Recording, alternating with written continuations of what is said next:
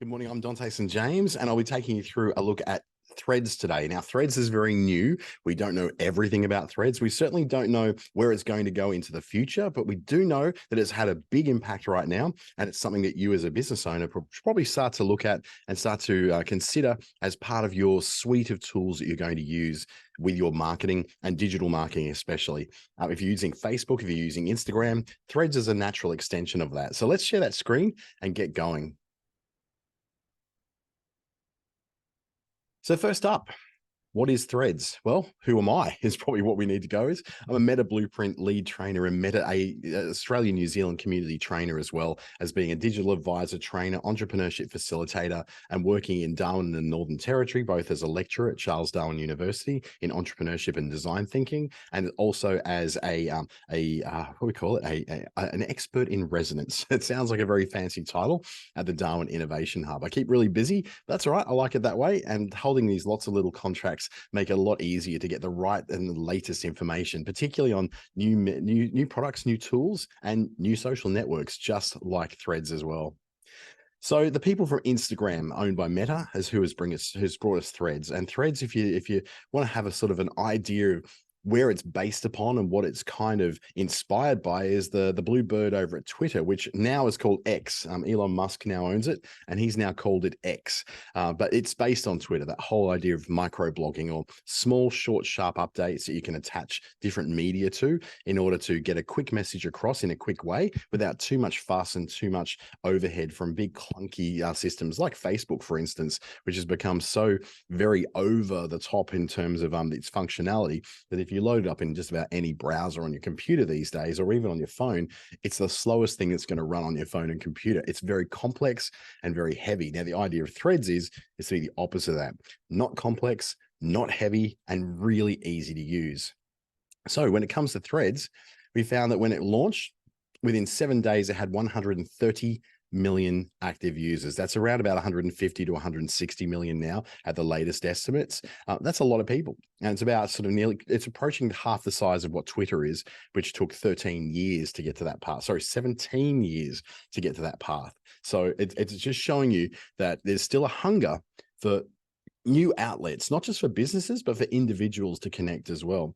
And that's one thing I've noticed about Threads, is it being very much about that individual one-to-one connection, and having a whole lot of these different conversations with people who I don't actually have many conversations with elsewhere. So it's a lot easier to converse with people. There's a lot less mess, a lot less fuss, and there's a lot less I guess public, because well, actually it's a little bit more public, but what it is that you don't necessarily have all the legacy connections you have with people that you had on Facebook, for example. There's a very much, you've got a chance to reset and have a special place just to talk to the people you want to talk to now. The problem is that even though that 160 million people have popped up in the last 3 weeks, that's dropped off quite substantially in terms of engagement. The engagement on the platform has kind of dived. Whilst it was like super active and super engaging from day one, it's dropped by about 40% since then. Now, is that a bad thing? Is that a death knell for it? Is it like the latest Clubhouse where, suddenly it rose and then it dropped off and fell again? Well, absolutely not. By about that 40% drop is taking it back down out of hype stage into a nice, healthy way to communicate with people since then. If you think of Threads as the text version of Instagram, but you can still add things like photos, videos, and documents to it. The difference is, though, it's really about text. It's about short, sharp updates from companies, from brands, from people, just sharing the little things in life. And it's kind of what Twitter was all about. It was checking in with the little things that are happening on the ground. And in a news sense, it was about capturing those moments really quickly before things like Facebook Live were around. So what do we do with all this?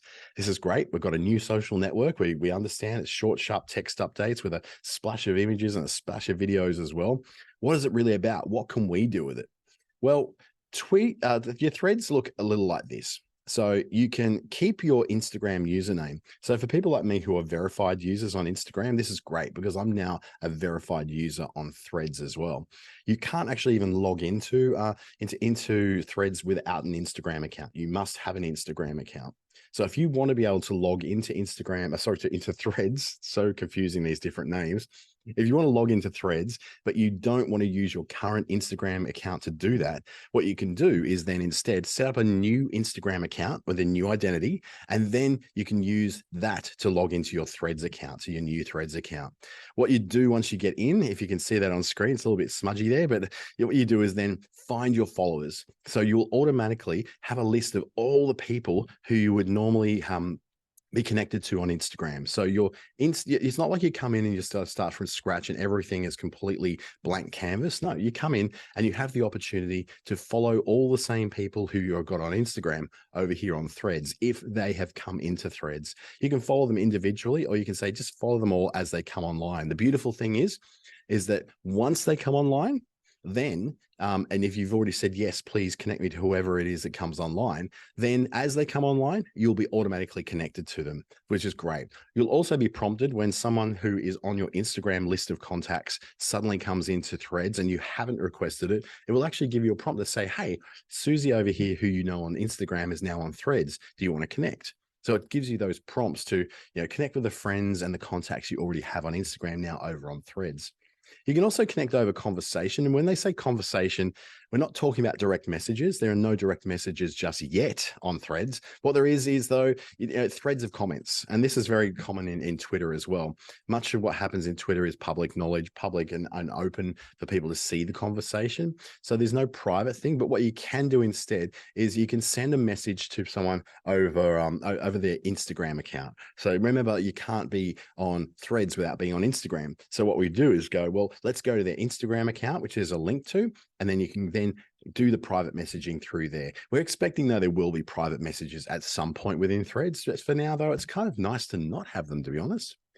Now, you can also have some privacy with the where you want your threads to be going when you put them on there. So you can share your point of view, share your opinion, but you can choose between sharing it with anybody at all, or only people who are profiles that you follow, or people who you specifically mentioned in that thread. So the @ mentions are very much the same as what they are on Instagram. So you can be very public and very open and share it with the world. You can just share it with just the people who you follow, or share it with the people who you've specifically mentioned in the app. So you can have a different level of privacy depending on what it is you're going to be typing.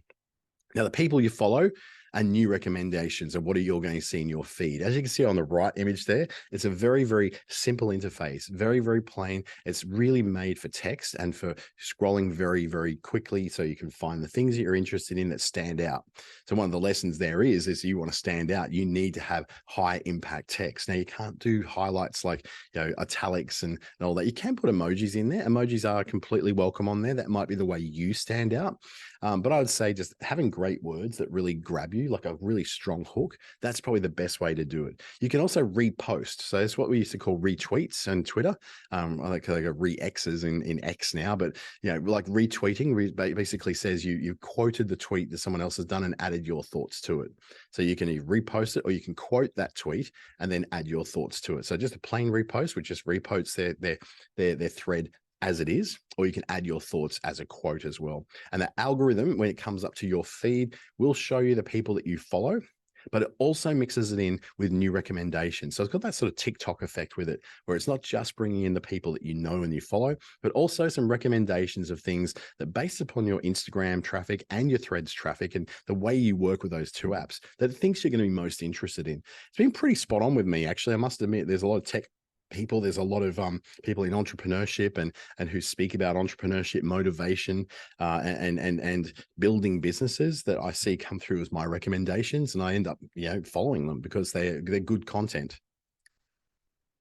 Now, one thing I really enjoy, just like Twitter, is you can block the words you don't want to see. So if you don't want to see spoilers for House of the Dragon, or you don't want to see anyone talking about the gossip of the finale of a particular show you're watching, you can actually go spoiler, finale, gossip. I don't want any of those words to show up on my feed. And then you can add them, remove them whenever you want. So when I'm adding words, for instance, I want to add things like Donald Trump. I don't want to hear anything about the US election in 2024.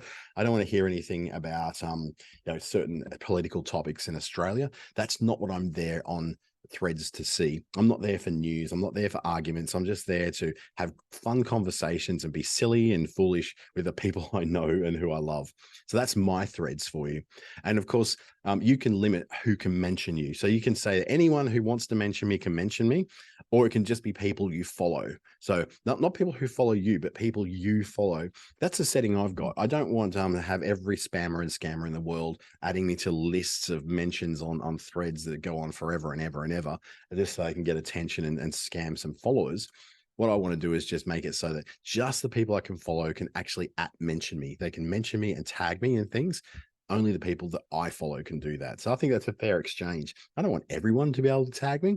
Most of the time, I don't want anyone to tag me. But when someone needs to tag me in something that's important that I might want to know, yeah, you know what? I might want to have that happen. But the chances are that person who knows me and who I follow is probably the person I want to have tag me, as opposed to some random who I have no idea who they are.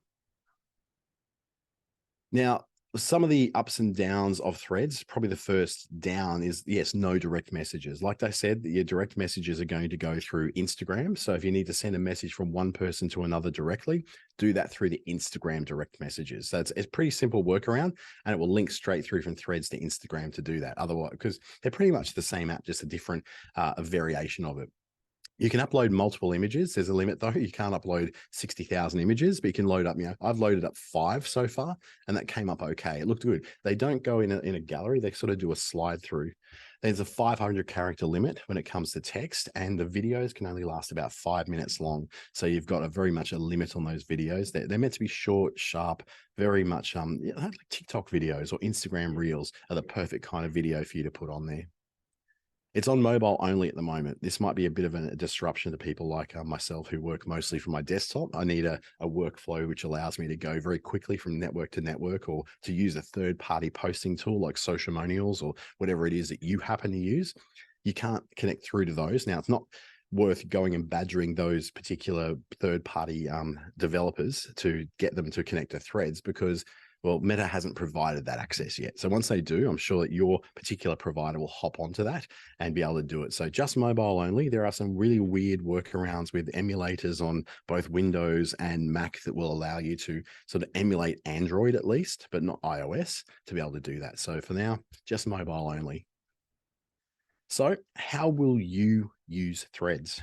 At the moment, for me, I'm being silly on there. It's my place to be very me. It's a little bit, where I'm a little bit more facetious, a little bit more about the observations of daily things in my life. It's part of my, yes, personal brand, but it's not really part of my professional brand. My professional brand being more over on LinkedIn. And you might find, if you're a little bit like a TV dinner life like I am, where different parts of it don't necessarily touch with each other, then you might, think that that's a great idea. But if you have a very cohesive brand, then the things that you're doing on Twitter, you're probably going to do on Threads. The things that you're doing on Instagram, because of its very close relationship with Threads, then you'll probably want to do that as well. Remember, you can post the same videos and the same photos on Threads as you can post on Instagram. So it's not like you have to do the different thing. But I would say that there's an opportunity here for you to try something different, to do something slightly different. So you're not necessarily doing the same thing everywhere, but you'll carry across your same brand values. You'll carry across your look, your feel, your voice. Or you go completely, rogue, like something like the Wendy's burger chain in America, which on Twitter and Threads is very facetious, very cheeky, and sometimes very naughty. But they've got a much more family-friendly approach when it comes to, say, Instagram and Facebook, and then the very corporate and an employee approach when it comes to their LinkedIn presence. Up to you. I would say the smaller you are, keep things as simple as you can. Keep those brand values really, really tight. Make sure your voice is consistent across those things. But if you feel like having a bit of fun with Threads, don't let that stop you. Just understand, though, that the growth has kind of slowed quite a lot. So it's not necessarily going to be the world-shaking next new social network, but it could be a really good, fun way to have a more personal connection with your customers, with your colleagues, with your stakeholders, and what you do now. And think about it as, it's very much a Twitter alternative for people who may think that Twitter is not as brand safe as it once was. This might be an alternative for you as a business. Just recall, though, it's not going to fit into your normal workflow of working on a desktop and using a third-party posting program just yet, but it is coming. Well, thank you for joining me. I hope you have a fantastic week. And if you've got any questions, please feel free to send them through to my email address, dante@clickstarter.com.au. Have a great day and a great weekend coming up. And again, if you've got questions about threads, I'd like to hear all about them.